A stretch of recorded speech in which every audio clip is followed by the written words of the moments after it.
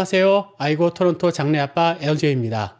저는 캐나다 토론토에서 장래 지도사로 일을 하고 있고요. 여러분과 이민의 삶 그리고 장래 지도사로서의 삶을 나누고 있습니다.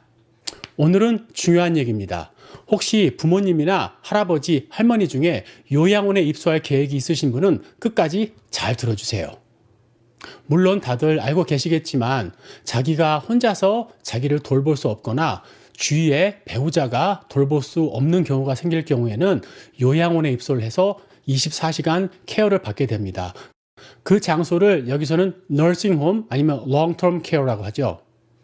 그럼 온타리오 주에서는 어떤 과정으로 long-term care unit, nursing home, 요양원에 들어갈 수 있는지를 말씀드리겠습니다. 먼저 용어 정리를 좀 하겠는데요. 그분이 계신 곳의 이름은 요양원이지 양로원이 아닙니다. 다들 양로원이라고 부르고 있거든요. 양로원은 어르신들이 자기의 생활이 가능하고 서로 모여서 같이 그룹 생활을 하는 곳을 양로원이라고 그러고요. 요양원은 자신이 자신을 돌볼 수 없는 곳에 다른 분들이 24시간 동안 케어를 해주는 곳이 요양원입니다. 그러면 온타리오에서는 어떤 방법으로 요양원에 들어갈 수 있는지를 말씀드리겠습니다. 토론토에서는요, Local Health Integration Network, 우린 그냥 그걸 린이라고 부르거든요. 그곳에서 요양원에 대한 관찰을 하고 있습니다. 그리고 Community Care Access Center, CCAC라고 불리는데요. 거기서 이제 돌보아주는 업무를 관찰하고 있죠. 그럼 요양원 입소 신청을 하려면 어떻게 해야 되느냐? 첫 번째, 한국 분들은 이 점을 가장 중요시하지 않고 있는데요. 사실 이 점이 너무 중요합니다. 바로 Power of Attorney for Health, 건강 위임장인데요. 부모님들이 자기 자신이 요양원에 들어가야 될지 안 될지를 결정할 수 없는 경우가 많거든요. 그러기 위해서는 위임장이 필요합니다. 그래서 위임장을 자녀나 아니면 책임질 수 있는 분에게 위임장을 줘서 이분이 요양원에 들어가야 될지 안 될지를 결정하게 하는 게 아주 중요합니다. 그렇지 않으면 부모, 자식 간에 싸움이 일어날 수도 있거든요. 두 번째 입소 자격은 나이입니다. 적어도 18세 이상은 되어야 요양원에 들어갈 수 있는 자격이 생깁니다. 세 번째는 오입 카드가 있어야 돼요. 온타리오 헬스 인슈런스 플랜이 꼭 있으셔야 요양원에 들어갈 수 있는 자격이 생깁니다. 그리고 네 번째는 시니어 홈, 그러니까 사람들이 자기가 자신이 생활을 할 수 있는 곳에서 생활할 수 있는 그런 능력이 안 된다. 24시간 케어가 필요하다는 것을 또 증명을 해야 자격이 주어집니다. 그러면 그 과정을 말씀드릴게요. 우선 우리가 린에 신청을 하게 되면은 Health Report, 건강 리포트를 작성을 합니다. 그래서 그 건강 리포트를 보고 이분이 요양원에 들어가야 될지 안 될지를 결정을 하게 됩니다. 그래서 모든 것이 충족이 되면은 린에서는 5개의 요양원에 초이스를 줍니다. 보통 자기가 사는 곳 근처 5개 아니면은 자기 문화권에 맞는 곳, 그러니까 한국인의 경우에는 한국인 요양원이 다 가장 맞겠죠. 그런 초이스를 하나부터 5개까지 주게 됩니다. 그렇게 기다리다가 이제 한 장소가 나면은 통보를 합니다. 여기 자리가 났으니까 들어오세요 하는데요. 그 들어올 때까지 시간을 주는 게 바로 딱 24시간입니다. 그러니까 통보를 받은 후 24시간 안에 결정을 해야 됩니다. 내가 들어갈지 안 들어갈지를. 그런데 난 아직 들어갈 준비가 안 돼 있고 이 요양원은 가기 싫어 하면은요, 저희가 안 간다고 할 수가 있거든요. 그렇게 되면은 그 요양원에 있는 이분의 이름에는 제외가 되게 됩니다. 그럼 요양원 비용에 대해서 한번 말씀을 드리겠습니다. 이 온타리오에서는요, 요양원에 들어가는 케어 비용은 온타리오 정부가 지원을 하게 되어 있습니다.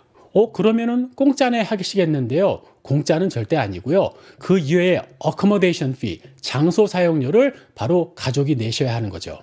보통 온타리오에 있는 요양원은 크게 3가지로 나누는데요. 4인실, 2인실, 그리고 1인실이 있습니다. 4인실의 경우에 기본 요금이 1,891불 31전입니다. 그리고 내 자신이 4인실은 못 들어가겠고 2인실이나 1인실을 원한다. 그럼 그렇게 할 수 있습니다. 그런데 추가 비용을 내야 되는데 적게는 한 400불에서 많게는 수천 불까지 내는 곳이 있습니다. 그런데 나 자신은 자식들도 돈이 없고 1,891불, 그러니까 4인실에 들어갈 비용도 없다 하시는 분은요, 정부에서 주정부 서브시디를 주거든요. 거기서 딱 그만큼 1,891불 31전을 지원을 해서 그분이 돈을 안 내게 해드릴 수가 있습니다. 그럼 온타리오에서 한인 어르신들이 들어갈 수 있는 요양원은 어디가 있을까요? 물론 원하시는 5개 요양원을 신청하실 수 있지만 아무래도 나는 한국 사람이고 그러니 편한 곳, 그러니까 한국 사람이 서브해 주는 곳, 그다음 한국 음식을 먹을 수 있는 곳을 당연히 선호하시겠죠. 그렇게 생각하시면은 초이스는 확 줄어듭니다. 그럴 수 있는 곳은 크게 세 가지로 나누겠는데요. 첫 번째는 무궁화의 집, 다운타운에 위치하고 있고요. 두 번째는 캐슬뷰 요양원, 물론 똑같이 다운타운에 위치하고 있습니다. 그리고 세 번째는 은혜 요양원인데 약간 다른 성격의 요양원입니다. 그렇게 세 개가 있습니다. 그럼 첫 번째 무궁화의 집은 60개의 침상을 보유하고 있습니다. 그곳은 한국인 운영진이 경영을 하고 있고요. 그 다음 한국인 간호사, 한국인 간호조무사, 그리고 한국인 요리사가 상주를 하고 있습니다. 그리고 물론 하루 세 끼 한식을 드리고요. 그리고 케이블 TV나 종교 활동을 할 수 있습니다. 그리고 두 번째는 캐슬뷰 요양원입니다. 캐슬뷰 요양원은 나라에서 운영하는 요양원입니다. 거기에는 총 450명이 들어갈 수 있는데 그중에 70개의 침대를 우리 한국인들을 위해서 보유를 하고 있습니다. 물론 그곳에도 한국인 스텝이 있긴 하지만은 무궁화의 집같이 풀타임으로 한국인이 있지는 않고요. 꼭 한국인 서비스가 필요하면은 그에 필요한 한국인이 몇몇 분이 계십니다. 그런데 중요한 것은 한식이 제공되질 않습니다. 이 나라의 요양원이라서 100% 캐나다 음식을 주고요. 대신 한식을 먹기 원하신다면은 100% 봉사자들이 봉사에 의지하고 있습니다. 캐슬뷰 한인 봉사회라는 곳이 있습니다. 그곳에서 원래 일주일에 한 번씩 와서 한식을 제공하는데 요즘은 코로나 때문에 사실 한 끼도 제공하지 못하는 형편입니다. 물론 코로나가 끝나면은 적어도 일주일에 한 끼는 한식을 제공하고 있습니다. 그 이외에 이제 한국인 케이블 TV가 있고요. 그다음 종교 활동도 거기서도 가능합니다. 세 번째는 은혜 요양원인데 약간 성격이 틀린 게 은혜 요양원은 정부에서 지원을 받는 요양원이 아니고요. 개인적으로 운영을 하는 요양원입니다. 거기에는 20개의 침상이 있고 캐슬뷰나 무궁화 같이 24시간 돌봄이 필요한 분이 계신 게 아니라 그 이전 단계에 계신 분이 20분이 모셔 계십니다. 모든 비용은 가족이 지불을 해야 되기 때문에 부담이 될까 싶으시긴 하겠지만은 사실 그렇게 비용이 비싸지는 않습니다. 그래서 캐슬뷰나 무궁화를 기다리고 계시는 분들을 위해서 자리가 있다고 해도 과언이 아닌데요. 그래서 거기에 계시다가 좀 약간 악화가 되시면은 이제 기다리시던 무궁화나 캐슬뷰에서 자리가 나면은 그곳으로 옮겨지게 되는 거죠.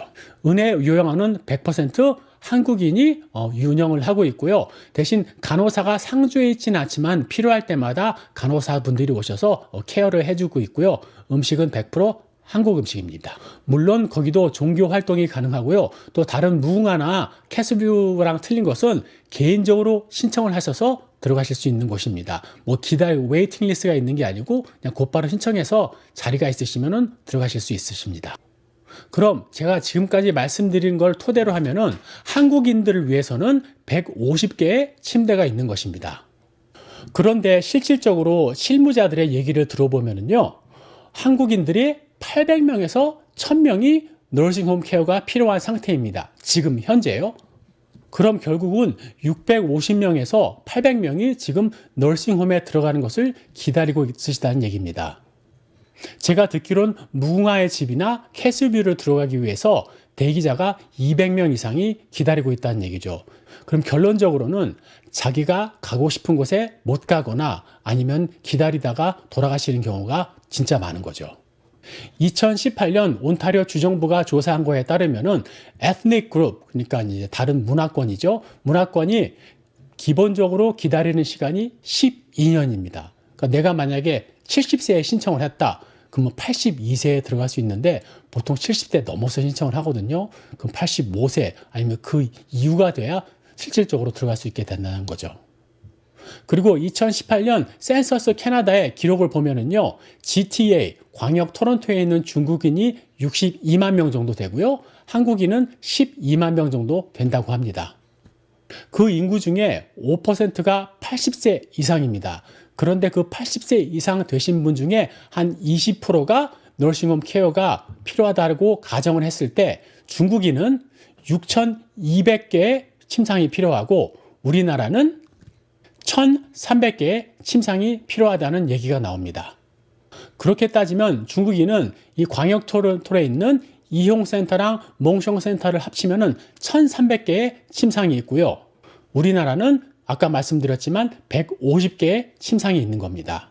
결국 중국 사람들의 수용률은 20%가 되는 거고요. 우리나라는 16% 정도가 되는 걸로 결론이 나오는 거죠. 이렇게 따지고 보면 사실 터무니없이 침상이 부족하게 되는 거죠. 이런 결과를 보면은요, 우리나라 어르신들을 위해 요양원이 2~3개가 더 생겨도 넘치지 않는다는 결론이 나오는 겁니다. 그럼 지금부터는 제 사적인 의견을 좀 말씀드리겠습니다. 다들 아시겠지만 지난 2년 전에 무궁화 집을 살리기 위해서 모금이 있었고 3.2밀리언 정도가 모였던 걸로 기억합니다. 그런데 그게 잘 안 돼서 다시 돌려주는 경우나 아니면 약간 킵하는 경우가 있었죠.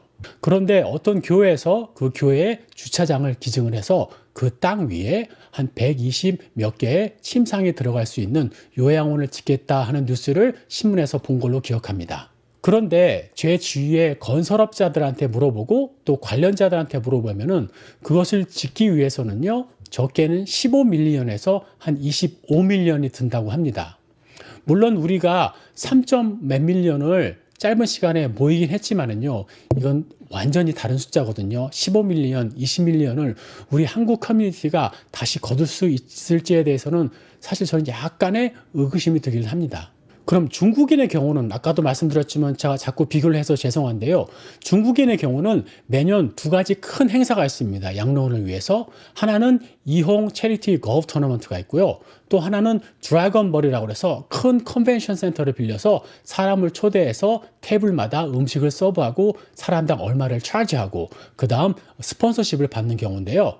제 친구가 중국인이 그 관련자거든요. 그 사람 말에 의하면은 매년 1밀리언 이상이 그 2개 행사를 위해서 모여진다고 합니다. 그런데 그럼 한인 행사는 어떨까요? 저는 한인 행사를 해서 10,000불 이상 거쳤다는 얘기를 들어본 적이 없습니다. 만약에 있다면 저한테 댓글을 달아주시고요. 제 기억으로는 없는 것 같습니다. 이런 실정에 있는데 갑자기 15밀리언, 20밀리언을 구한다. 물론 은행 융자를 얻으면 반 정도만 있으면 되잖아요. 그 반도 거의 10밀리언 정도인데 그걸 모을 수 있는 그런 우리 능력이 우리 한인 사회가 될까 하는 그런 의구심은 사실 듭니다. 그럼 이 상황을 어떻게 해결을 할까?